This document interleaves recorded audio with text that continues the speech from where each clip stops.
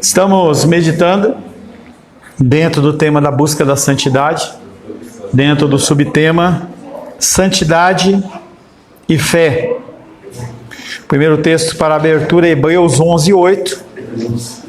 Hebreus 11, que é o texto que fala sobre os heróis da fé. Hebreus 11, verso 8.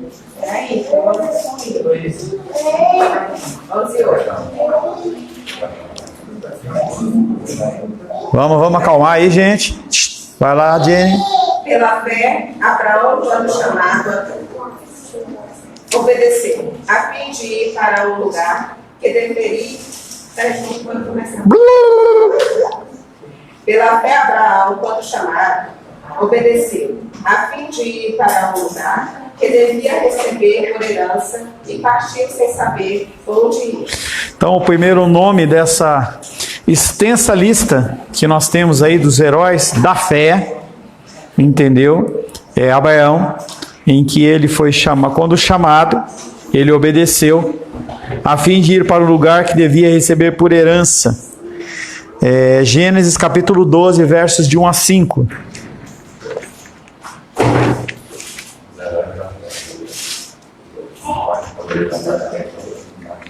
Gênesis 12, versos de 1 a 5. Ora, disse o Senhor a Abraão: sai da tua terra, da tua parentela e da tua casa de teu pai, e vão para a terra que eu te mostrarei. De ti farei uma grande nação, e te abençoarei e te engrandecerei no nome. Se tu uma bênção,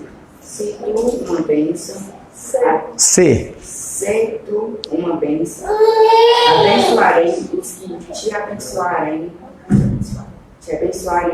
e maldiçoarei os que te amaldiçoarem. Em ti serás bendita todas as famílias da terra. Partiu, pois, Abraão com Ló. Deixa ele falar, gente, por favor. O Senhor Ló foi ele.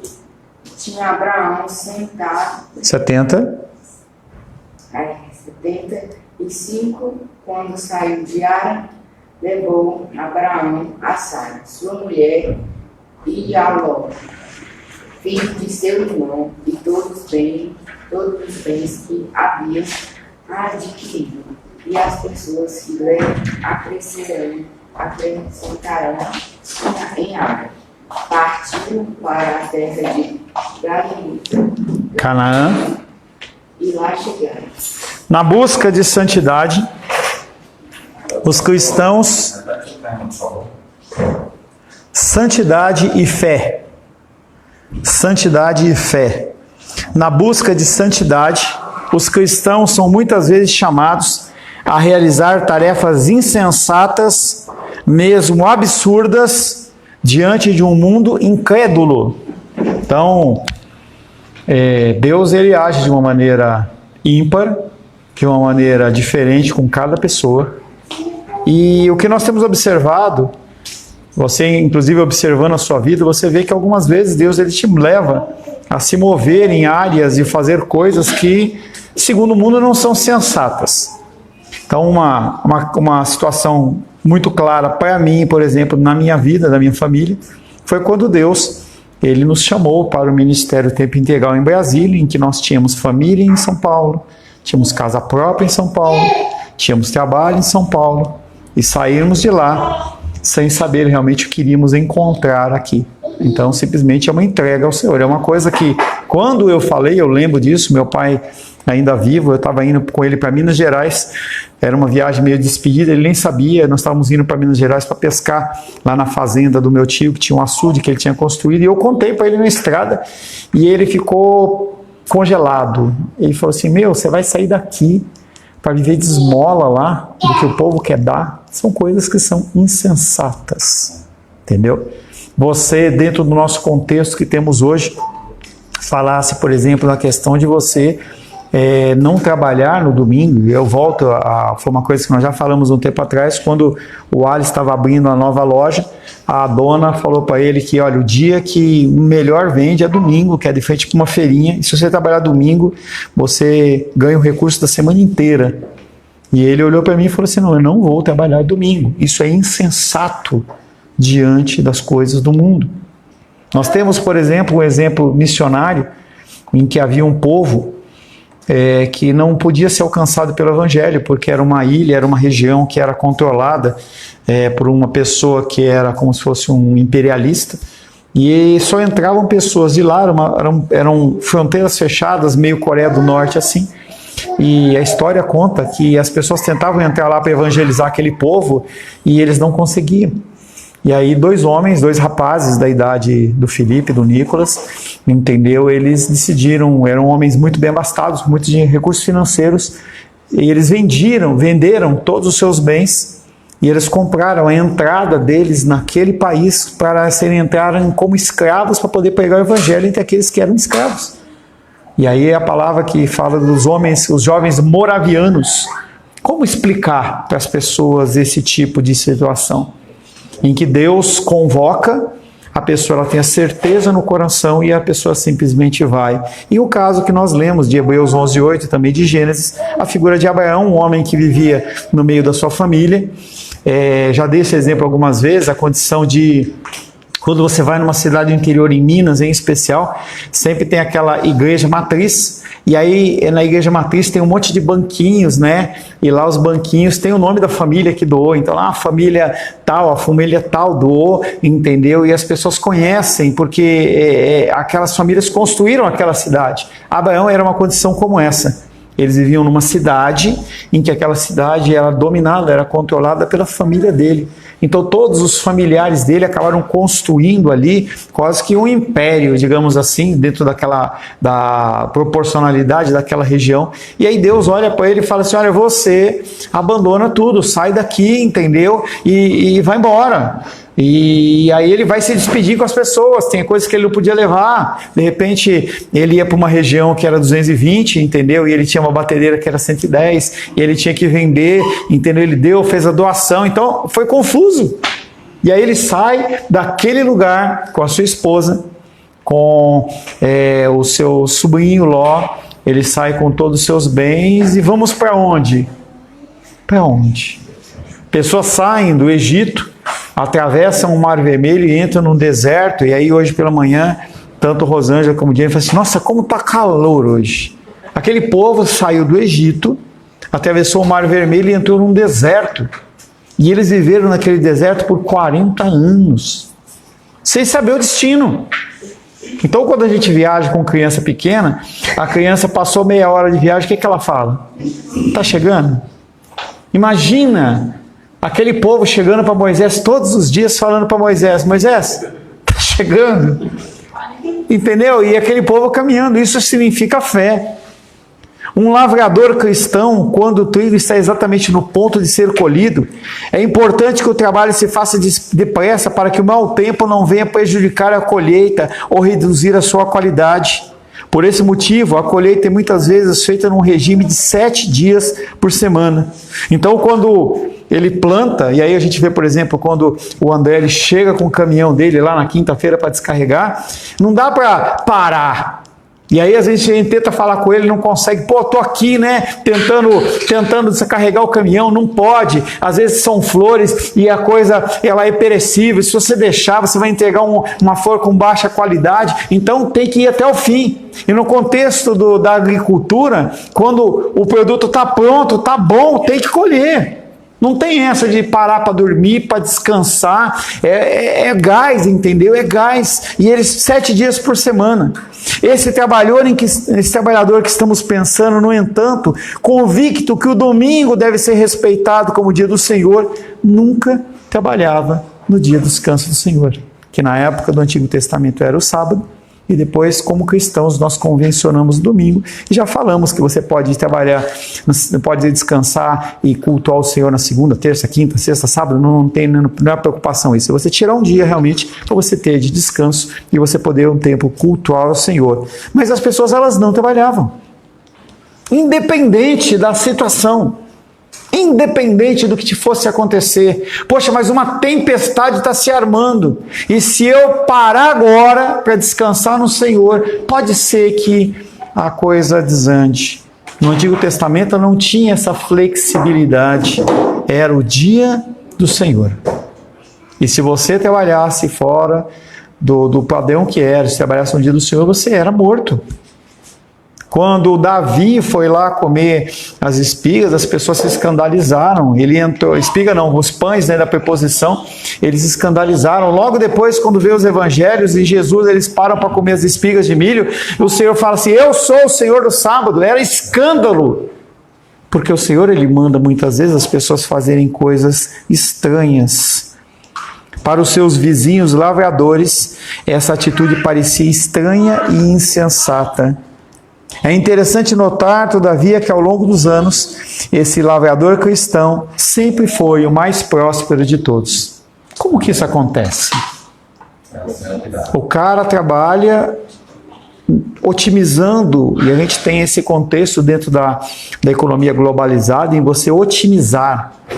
Então eu vejo a Rô fazendo lá as fornadas dela lá, ela não faz de qualquer jeito. Então ela primeiramente ela monta lá a divisão dos pães, que pão que é melhor, como é que eu vou otimizar essa forma, para eu ligar o forno uma vez só, ou ligar menos vezes, diria o Matuto, né? Menos, né, vezes, mas não é menos, é menos, né? Entendeu? E aí, como otimizar? E a gente fica procurando essa otimização.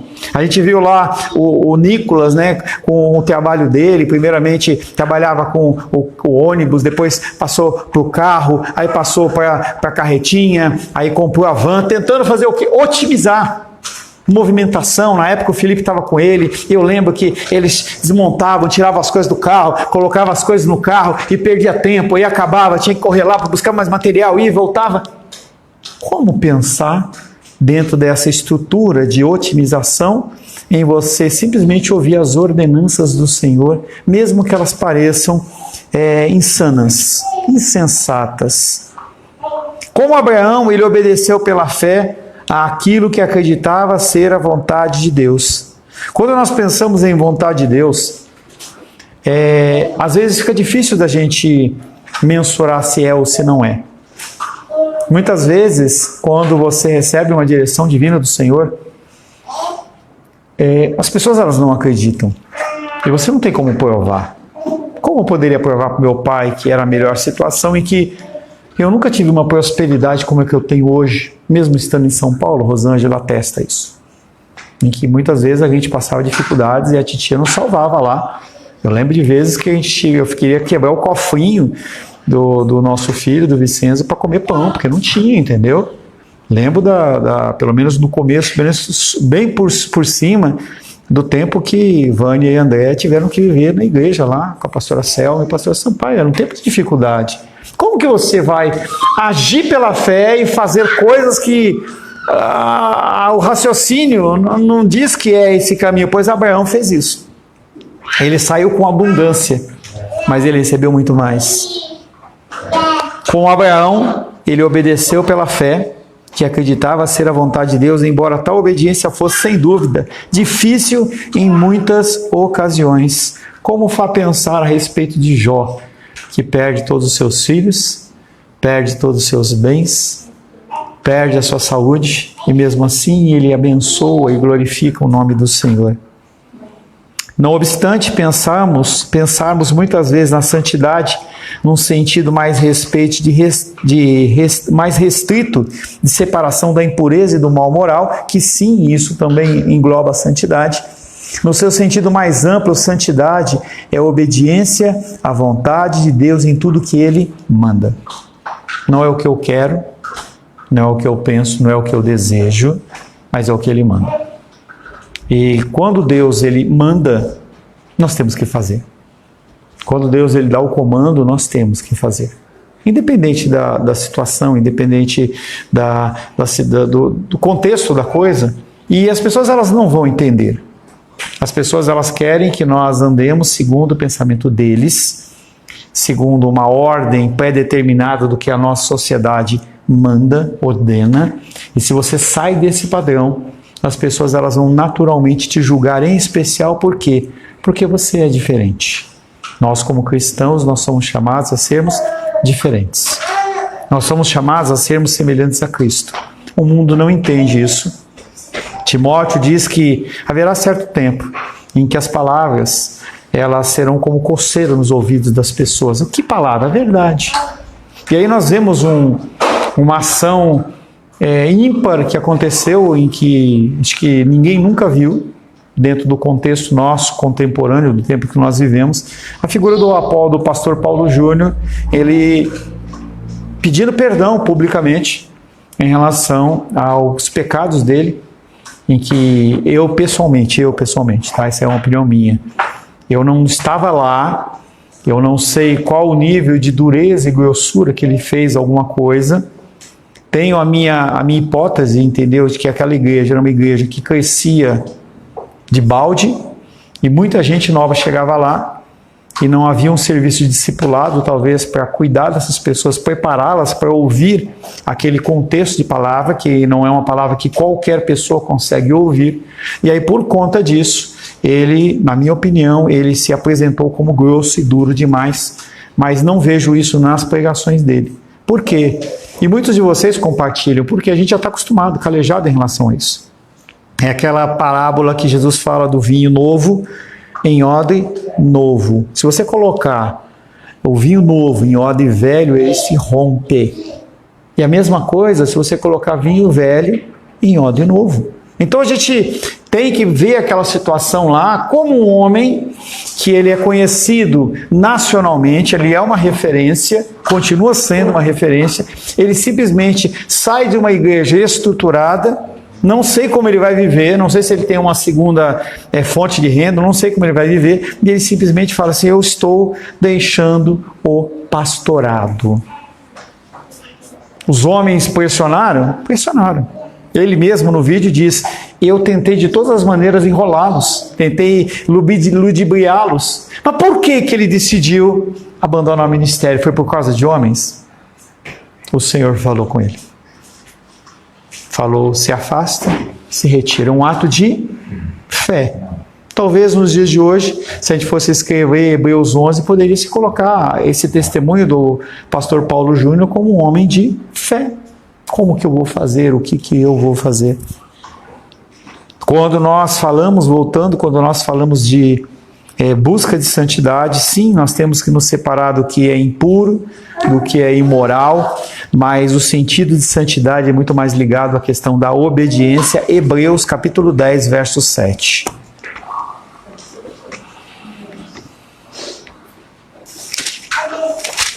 Hebreus capítulo 10,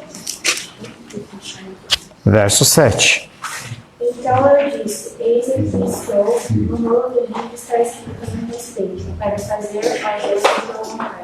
Então, o autor de Hebreus, que é um autor anônimo, ninguém sabe quem é, há algumas fontes teológicas, inclusive quem escreveu o livro de Hebreus foi uma mulher. Ele vem e fala em Hebreus 7, então disse: eis que estou para fazer, ó Deus, a tua vontade. Algo que Jesus disse: que seja feita a sua vontade. Por que Jesus Cristo é nosso exemplo de santidade? Porque ele era obediente até a morte, e a morte de cruz. Ninguém pode buscar santidade se não está preparado para obedecer a Deus em cada setor da sua vida. Não é um setor, não é uma parte, não é um lugar, não é um momento, mas é um trabalhar de toda a nossa vida no sentido completo, até o fim e de uma maneira inteira, tá? Porque você pode ser fiel ao Senhor até o fim em uma área da vida, mas você pode ser que você não seja fiel em todas as áreas da sua vida, tá? Ele mostra exatamente que pode. A santidade descrita na Bíblia nos chama a fazer mais do que simplesmente nos separarmos da poluição moral do mundo que nos rodeia. E nós já falamos que o contexto de moralidade, ele não é ligado necessariamente com a parte sexual apenas. Moral é padrão. Você tem um padrão, tudo que quebra esse padrão, ele é imoral. Então, já vi algumas pessoas, em especial, uma vez a Vânia estava falando comigo num dessas datas comemorativas, em que ela estava com uma dificuldade porque o fornecedor, ele tinha que fornecer uma rosa com tamanho X e ela veio com tamanho Y, menor, claro, nunca vai oferecer mais. Isso aí é uma atitude imoral. É um padrão que foi estabelecido como um padrão correto, e se esse padrão correto ele não é cumprido, ele é algo imoral. Então nunca pense na moralidade apenas dentro do contexto sexual, mas pense em qualquer padrão que ele é quebrado. Voltando, a santidade descrita na Bíblia nos chama a fazer mais do que simplesmente nos separarmos da poluição moral do mundo que nos rodeia. A santidade nos chama a obedecer a Deus, mesmo quando essa obediência é difícil, quando requer deliberado sacrifício e mesmo exposição ao perigo. Qualquer situação, você é chamado a ser obediente. Conta um cristão. Durante o meu serviço na Marinha, foi um dia encarregado numa operação onde ocorreu um acidente em que se perdeu um valioso barco e uma dezena ou mais de vidas ficaram em perigo. Foi uma situação que podia ter prejudicado seriamente o meu futuro serviço na Marinha. Embora a causa do acidente fosse uma avaria mecânica, também era verdade que nós não estávamos conduzindo a operação exatamente de acordo com as regras. Durante a investigação que se seguiu, a tentação de me proteger encobrindo esse fato foi extremamente forte, mas eu sabia que tinha que ser totalmente verdadeiro e confiar em Deus quanto às consequências. Deus abençoou essa obediência e a investigação se concentrou totalmente na avaria mecânica e a minha carreira não foi prejudicada. Cada um de nós temos situações como essa. Eu vi uma coisa interessante, não tão grave como essa, em que eu cedi para um amigo meu, entendeu, o cartão para comprar não sei o que, eu faço com alguns de vocês, e aí quando venceu a fatura dia 20, eu passei para ele o código de barra, e a parte dele eram R$2.000, ele me pagou no último dia, e eu fiquei acompanhando para ver se caía realmente o pagamento, e eu vi que não caía, e chegou uma hora que eu esqueci. Quando foi ontem, eu peguei e entrei em contato com a operadora do cartão, porque continua em aberto. Eu falei assim, não é possível. Abri o comprovante, estava tudo certo. Eu falei, onde está errado? E aí eu percebi que em vez de passar um código de barra do cartão do dia 20, eu passei do dia 10. Ou seja, ele ficou em aberto 10 dias quase, e eu vou pagar pelo menos 10%, 15%, sei lá, vou pagar uns R$200 de multa em relação a ele. Eu poderia simplesmente ficar quieto e falar, você pagou errado. É uma coisa tola, é uma coisa pequena, mas são situações que nós somos colocados para que nós possamos atestar se nós somos verdadeiros ou não. Se somos mentirosos ou não somos. Liguei para a operadora de cartão e ela falou para mim, nós podemos talvez conseguir a restituição, manda para mim o extrato do pagamento. E eu falei, não, eu acabei de identificar que na verdade eu paguei, foi um cartão adiantado e deixei de pagar o cartão. Então eu não vou poder ajudar. Mas se eu tivesse ficado quieto, eu poderia ter recebido o recurso. A obediência à vontade revelada de Deus é muitas vezes um passo tão importante de fé como a afirmação de uma promessa de Deus ou mesmo a sua confissão como Jesus como Senhor e Salvador. Porque quantas pessoas confessam Jesus como Senhor e Salvador e continuam vivendo à margem de um cristianismo superficial, um cristianismo falso, um cristianismo que não demanda absolutamente nada. Nada. Eu compartilhei com você já no passado, quando nós tivemos a pandemia, eu optei, entendendo como direção de Deus, que nós deveríamos continuar com as nossas igrejas fechadas. E nós nos isolamos, cada um ficou lá no seu lar e nós fizemos os cultos online. Algumas igrejas de amigos meus decidiram que iriam abrir, mas eu fiquei fechado. Interessante que muitas igrejas que abriram, elas fecharam. Porque as pessoas, elas começaram a perder um pouco do senso de comunhão. Outras igrejas que abriram como online fecharam. Igrejas de pastores amigos meus muito mais capazes teologicamente do que eu fecharam. E na nossa igreja nenhuma pessoa abandonou a fé por conta de pandemia ou qualquer coisa que seja. Glórias a Deus, claro. Deus é glorioso, mas entenda que essa condição de você continuar perseverando tem a ver com a questão da fé. E que nós nos reuníamos e entendíamos que mesmo à distância, nós éramos um corpo. E eu mantive o culto online, em especial porque nós tínhamos a figura da nossa irmã Jenny, que muitas vezes tem problemas de mobilidade, dificuldades. Nós tínhamos a nossa irmã Lourdes e outras pessoas. E nós continuamos mantendo o nosso sentido de comunhão, seja online, seja presencial. Claro que comunhão presencial ela é sempre melhor, mas a comunhão ela existe porque o que nos une não é a carne e sangue. O que nos une é o Espírito, em que nós entendemos que esse nosso pequeno grupo, mesmo que o Senhor não venha a multiplicar, Ele está gerando sementes benditas, e é isso que importa. E isso é uma coisa mais importante, muitas vezes, que a nossa própria confissão de fé.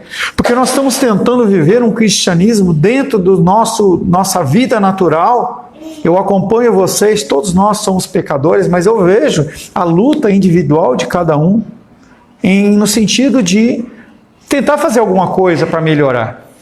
E aí não é algo que necessariamente, por exemplo, o Alice possa ver em relação ao que está acontecendo na casa do Nicolas ou na casa do Felipe e vice-versa, mas há alguém que está como mediador dessa história, que está olhando essas situações, e eu consigo ver o crescimento das pessoas, eu vejo o sentido. Ontem e hoje, quando eu abri lá, fiquei feliz quando eu vi a foto do Nicolas com a Aisla e com o Joaquim, e ele falando o maior patrimônio.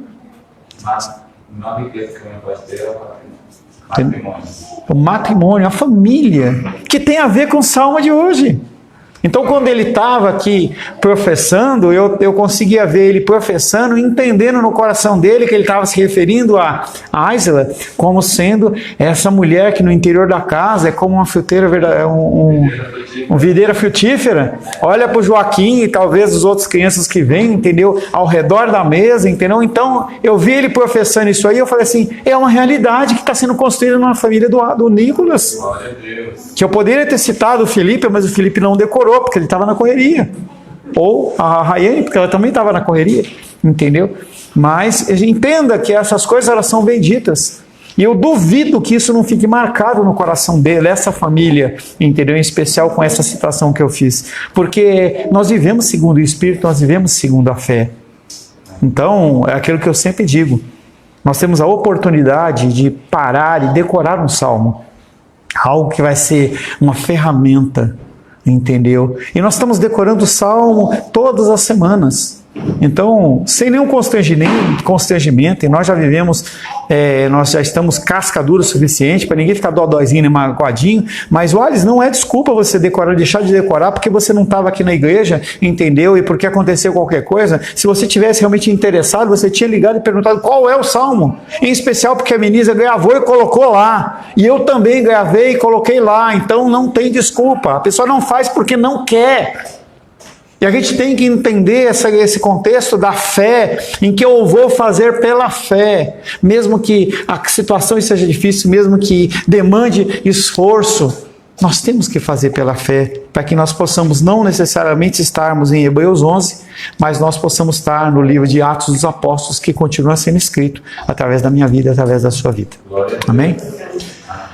Senhor, te agradecemos por esse primeiro período. Pedimos que o Senhor possa, Pai querido, continuar nos abençoando, que nós possamos ter um tempo de comunhão na Tua presença. Oramos em nome de Jesus. Amém. Graças ao nosso bom, querido e amado Deus.